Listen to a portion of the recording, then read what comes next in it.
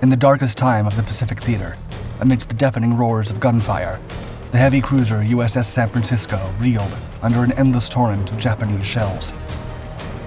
Among smoke-filled chaos, Lieutenant Commander Bruce McCandless found himself at a crossroads. Only moments before, the bridge had been the heart of the New Orleans-class cruiser. Now, it was but a tomb. His fellow officers, the men he had stood shoulder to shoulder with for almost a year, leading their ship onto many victories, now lay motionless, swallowed by a fate that narrowly missed him. Pushing the rising panic away, the communications officer jumped to his feet. There was no time to grieve, not while his ship, a 10,000-ton giant armed with 27 guns, was steering blind and losing men by the minute. With an uneven breath but a rush of adrenaline running inside him, Lieutenant Commander McCandless seized the helm of USS San Francisco, one of the most legendary ships of World War II.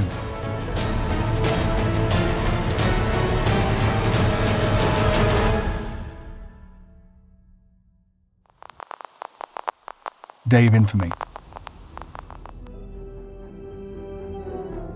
On the morning of December 7th, 1941, Ed Ifkin, an off-duty signalman, was casually lounging on the signal bridge of USS San Francisco, engrossed in his newspaper, when an aircraft with a bold red insignia buzzed above his head. San Francisco, a formidable New Orleans-class cruiser, initially launched in 1933, was anchored in Pearl Harbor Navy Yard, awaiting an overhaul scheduled to be completed by Christmas Day. But the tranquility of the early morning was shattered as Japanese planes descended with their fury. Trained to recognize foreign emblems, Ifkin identified the intruding aircraft. He later recalled, quote, "I telephoned down to the bridge and told the duty officer. He responded, 'Ifkin, you'll go on report for fooling around,' when, boom, the first torpedo struck the USS Oklahoma."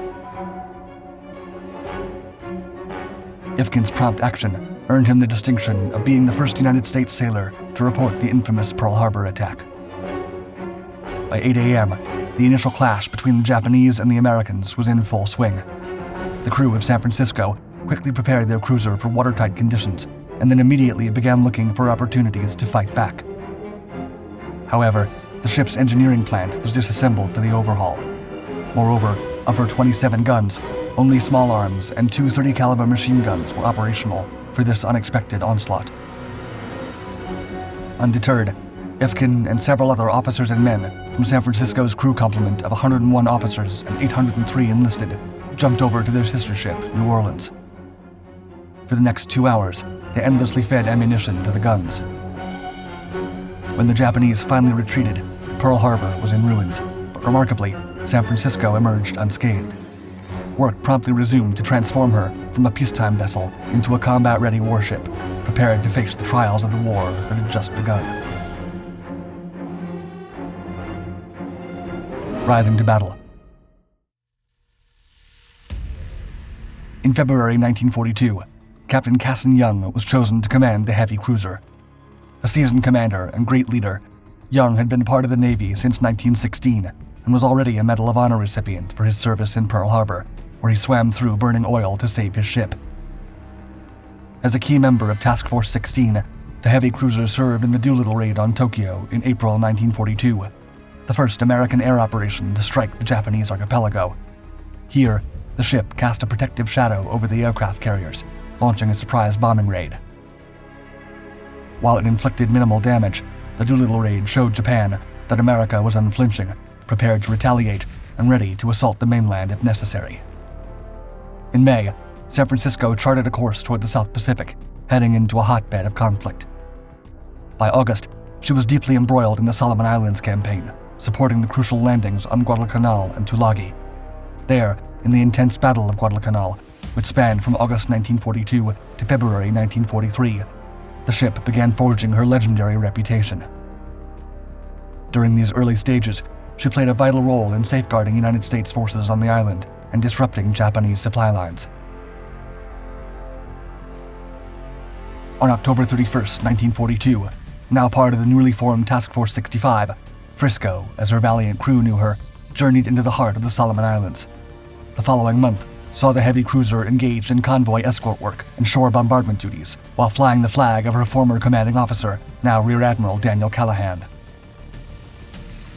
On November 8th, she set her sights on Guadalcanal, answering the island's beckoning call, ready to dive back into the war. This time, however, Young, Callahan, and all their men were heading into the iconic naval battle of Guadalcanal, the decisive engagement between the Allies and Imperial Japan, and one of the most intense and pivotal battles of the entire campaign. Pacific Showdown. On the twilight of November 13th, 1942, USS San Francisco braced for a confrontation with a superior Japanese fleet in an area between Guadalcanal and the Florida Islands. The enemy force consisted of 2 battleships, Hiei and Kirishima, a light cruiser, and a swarm of 11 destroyers. Just before 2 a.m., Rear Admiral Callahan rallied his men, steeling them for the imminent close-quarters nocturnal clash. In the pitch black, at ranges of less than 1,000 yards, both forces unleashed their fury. Amidst the onslaught, the chaos led some American ships to inadvertently fire upon each other, the dark rendering friend from foe indistinguishable. The combat erupted into a brutal and fierce free-for-all. In the thick of the fight, USS San Francisco and her crew were caught in the crossfire, becoming the target of a battleship, a cruiser, and a destroyer, absorbing as many as 45 direct hits.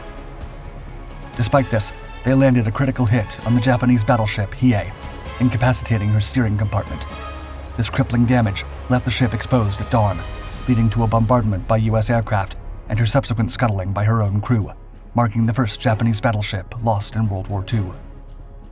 However, the toll on San Francisco was equally catastrophic.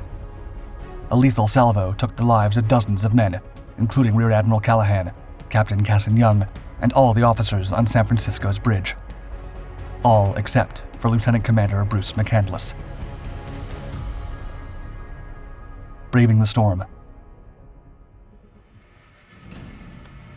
Effectively left leaderless amidst the chaos of battle, 31-year-old Lieutenant Commander McCandless, the ship's communication officer, swiftly assumed command. Taking the helm, he conned the vessel for the remainder of the battle. Despite the damage inflicted upon the ship and the loss of key personnel, McCandless expertly maneuvered the battered cruiser out of the enemy's line of fire, all the while ensuring the ship's guns continued their fiery retaliation.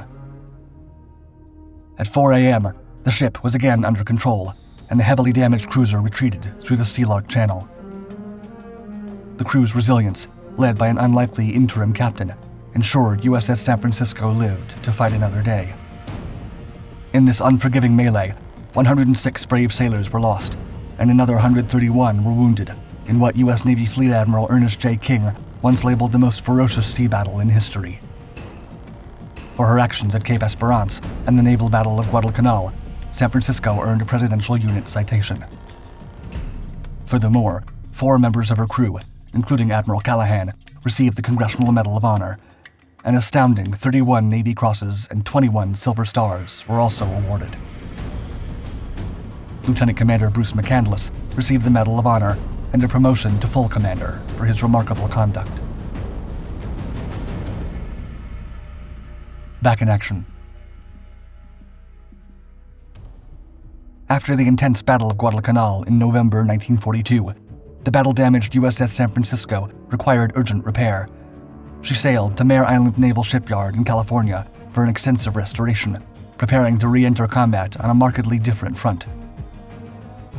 Reinstated to active service in May 1943, San Francisco set sail to Alaska's Aleutian Islands, where she contributed to the liberation of Attu and Kiska, in what some historians call the American theater of World War II. By November, the formidable cruiser voyaged back to the Pacific, becoming part of the offensive on Makin in the Gilbert Islands.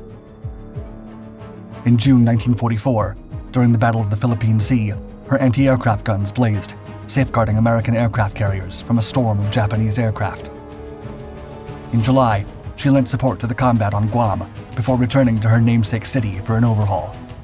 Rejoining the fleet in November, she was redeployed to the Philippines for anti-submarine operations and sea-air rescue duties. When the fleet found itself in the grip of a typhoon that claimed 3 destroyers, the cruiser showed her softer side, taking part in the ensuing rescue mission.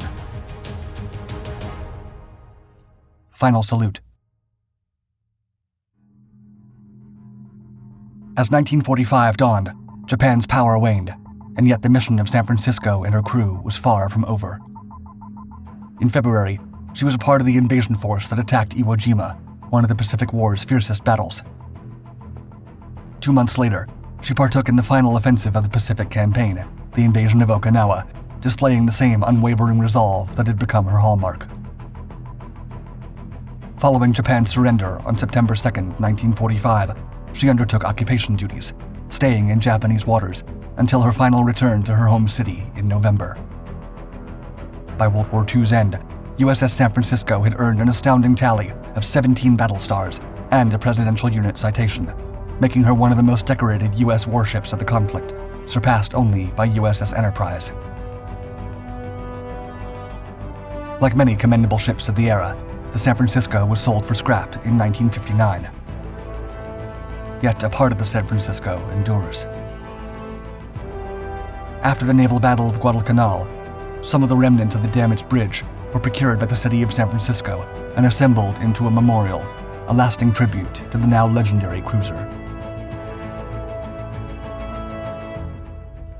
We hope you enjoyed watching this video. If you did, please like and subscribe. For more stories of the Seven Seas and beyond, check out all our Dark Documentaries channels, where we delve into military history's greatest moments. Hit the bell to be notified of our new content. Stay tuned.